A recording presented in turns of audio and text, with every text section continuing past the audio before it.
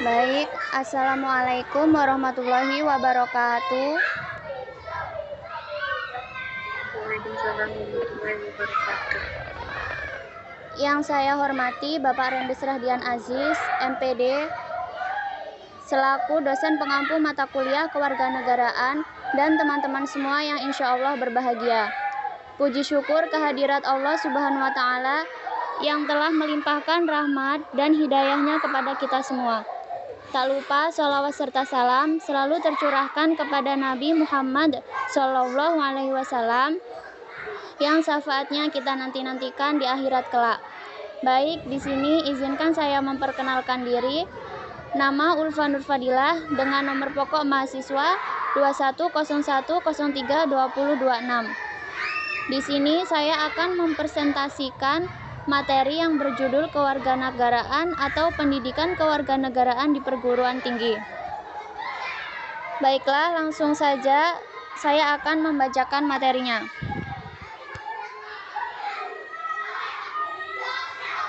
A. Latar belakang pendidikan kewarganegaraan di perguruan tinggi.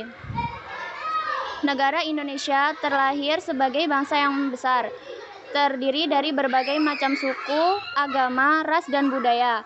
Indonesia adalah negara paling heterogen di dunia. Terdapat 14 etnis utama dan 300 kelompok etnik. Bentang dalam geografis dan topografisnya yang terpisah dan terisolasi dengan satu pulau yang lainnya. Ini adalah kondisi yang mendorong pertumbuhannya ciri-ciri suku bangsa, bahasa, dan kebudayaan yang beraneka ragam sesuai dengan wilayahnya masing-masing. Dengan sifat yang plural ini, negara Indonesia sangat rawan timbul sebuah konflik karena lebih sulit menjaganya daripada ketentraman dan keamanan masyarakat yang homogeni sehingga terjadi konflik di beberapa daerah. Oleh karena itu, dibutuhkan sebuah pendidikan yang dapat membekali para siswa dan mahasiswa di mana di dalam diajarkan bagaimana bernegara yang baik dan benar. Kondisi dan tuntutan yang berbeda tersebut ditanggapi oleh bangsa Indonesia berdasarkan kesamaan nilai-nilai perjuangan bangsa yang senantiasa tumbuh dan berkembang. Kesamaan nilai-nilai ini dilandasi oleh jiwa, tekad, dan semangat kebangsaan. Kesemuanya itu tumbuh menjadi kekuatan yang mampu mendorong proses terwujudnya Negara Kesatuan Republik Indonesia dalam wadah Nusantara. Semangat perjuangan bangsa yang telah ditunjukkan pada kemerdekaan 17 Agustus 1945 tersebut dilandasi oleh keimanan serta ketakwaan kepada Tuhan Yang Maha Esa dan keikhlasan untuk berkorban. Landasan perjuangan tersebut merupakan nilai-nilai perjuangan bangsa Indonesia. Semangat inilah yang harus dimiliki oleh setiap warga negara Republik Indonesia. Yang B, pengertian dan sejarah pendidikan kewarganegaraan. Pendidikan kewarganegaraan adalah mata pelajaran yang digunakan sebagai memahami untuk mengembangkan dan melestarikan nilai luhur dan moral yang berakar pada budaya bangsa Indonesia, yang diharapkan dapat diwujudkan dalam bentuk perilaku dan kehidupan sehari-hari, baik sebagai individu maupun sebagai anggota masyarakat dan makhluk ciptaan Tuhan Yang Maha Esa. Pendidikan kewarganegaraan sebenarnya dilakukan dan dikembangkan di seluruh dunia. Meskipun dengan berbagai macam istilah atau nama, mata kuliah tersebut sering disebut sebagai civic education, citizenship education, dan bahkan ada yang menyebut sebagai democracy education. Mata kuliah ini memiliki peran yang strategis dalam mempersiapkan warga negara yang cerdas, bertanggung jawab, dan berkeadaban.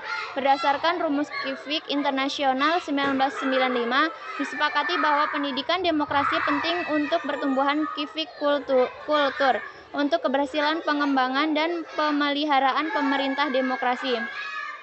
Dalam Undang-Undang Nomor 20 Tahun 2003 tentang Sistem Pendidikan Nasional dinyatakan bahwa di setiap jenis, jalur, dan jenjang pendidikan wajib membuat terdiri dari pendidikan bahasa, pendidikan agama, dan pendidikan kewarganegaraan. Kemendikbud Nomor 056 U 1994 tentang pedoman penyusunan kurikulum pendidikan tinggi dan Penilaian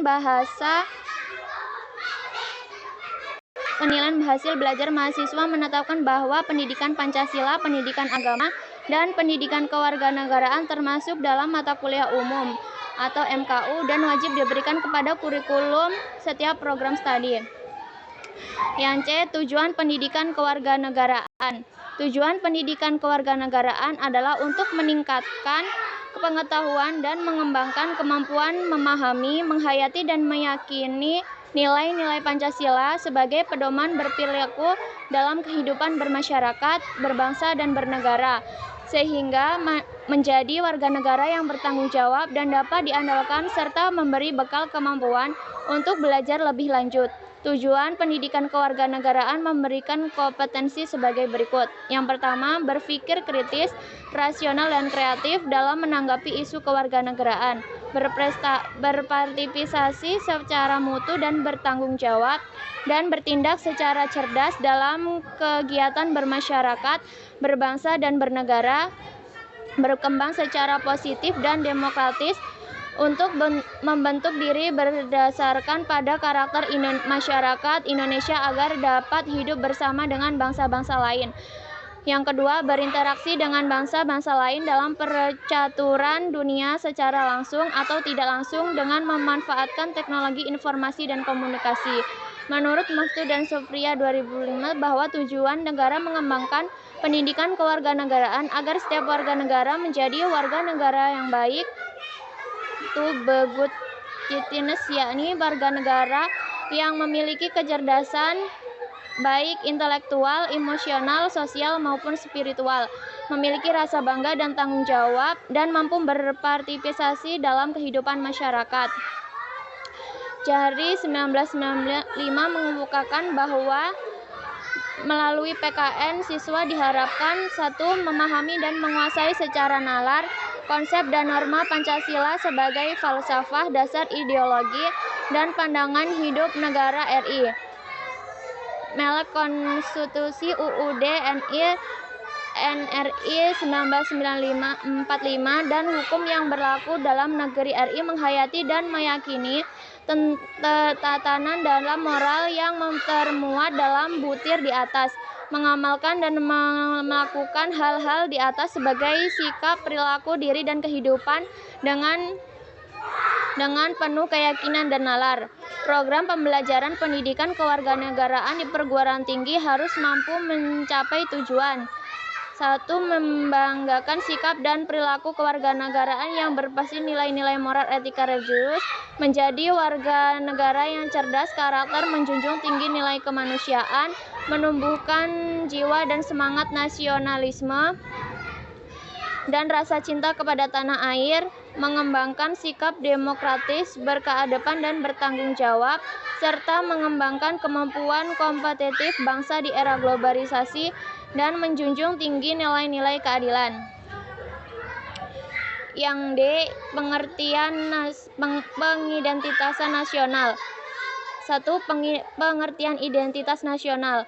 Kata identitas berasal dari kata identitif, berarti ciri-ciri, tanda-tanda atau jati diri yang melekat pada seorang atau suatu yang membedakannya dengan yang lain. Sedangkan nasional berasal dari kata nation Inggris yang berarti bangsa yang telah menegara atau kebangsaan. Nasional juga menunjuk pada sifat khas kelompok yang memiliki ciri-ciri kesamaan, baik fisik seperti budaya, agama, bahasa, maupun non-fisik seperti keinginan, cita-cita, dan tujuan. Menurut Kenta Wibisono 2005, pengertian identitas nasional pada hakikatnya adalah manifestasi nilai-nilai budaya yang tumbuh dan berkembang dalam aspek kehidupan suatu bangsa nasion dengan ciri-ciri khas dan dengan yang khas tadi, satu kebangsaan berbeda dengan bangsa lain dalam berkehidupannya. Jadi, identitas nasional adalah suatu ciri yang dimiliki oleh suatu bangsa yang secara filosofis membedakan bangsa tersebut dengan bangsa lain. Identitas nasional merupakan suatu yang terbuka untuk diberi makna baru agar tetap relevan dan fungsional dalam kondisi aktual yang berkembang dalam masyarakat. Yang kedua, faktor-faktor pendukung kelahiran identitas nasional. Adapun faktor-faktor yang mendukung kelahiran identitas nasional bangsa Indonesia meliputi faktor objektif yang meliputi faktor geografis, ekologis, dan demografis.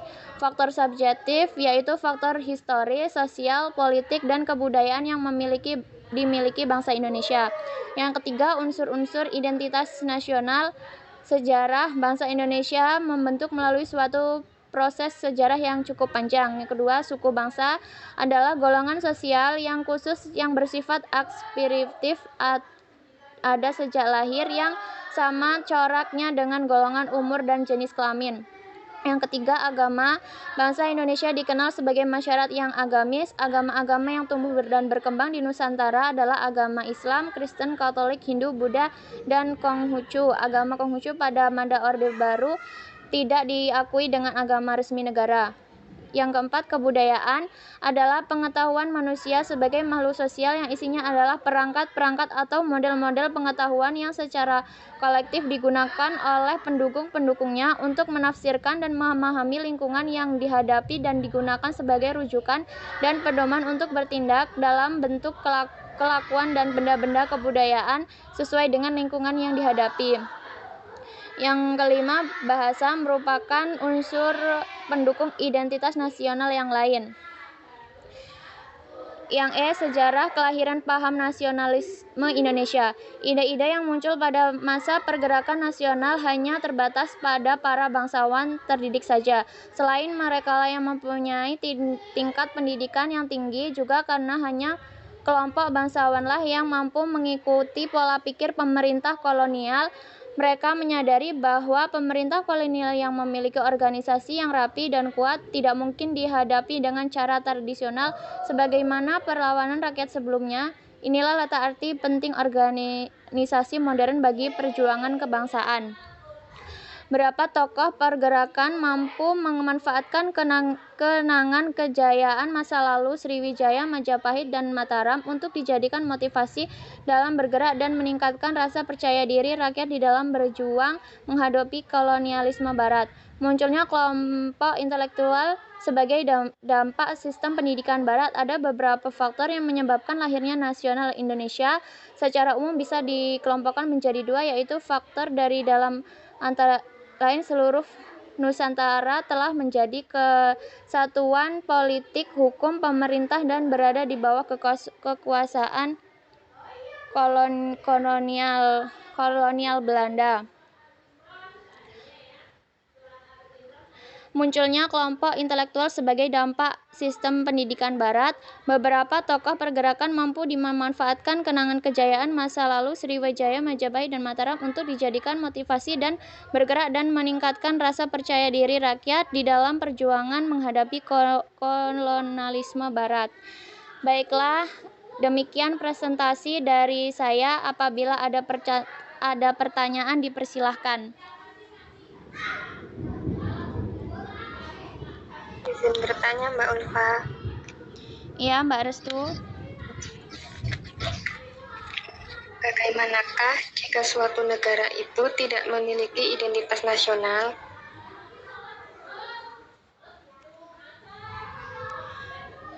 Baik, langsung saja saya jawab. Jadi soalnya bagaimana jika suatu negara tidak memiliki identitas nasional?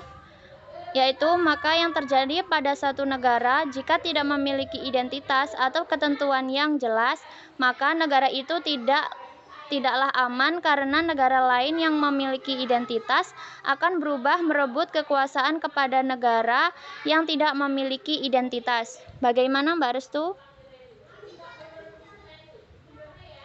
Baik, terima kasih atas jawabannya, Mbak Ulfa. Baik, sama-sama. Izin bertanya, Mbak. Baik, bagaimana? Menurut Anda, apakah sebenarnya tujuan yang hendak dicapai dengan pendidikan kewarganegaraan itu? Baik, langsung saya jawab. Soalnya menurut Anda, apakah sebenarnya tujuan yang hendak dicapai dengan pendidikan kewarganegaraan itu? Jadi, tujuan pendidikan kewarganegaraan itu adalah menciptakan warga negara yang memiliki wawasan kenegaraan, menanamkan rasa cinta tanah air, dan kebanggaan sebagai warga negara Indonesia dalam diri para generasi muda penerus bangsa. Bagaimana Mbak Ria? Baik, terima kasih atas jawabannya. Baik, sama-sama. Demikian presentasi dari saya. Apabila ada kesalahan, saya mohon maaf. Saya akhiri. Wassalamualaikum warahmatullahi wabarakatuh. Waalaikumsalam warahmatullahi wabarakatuh.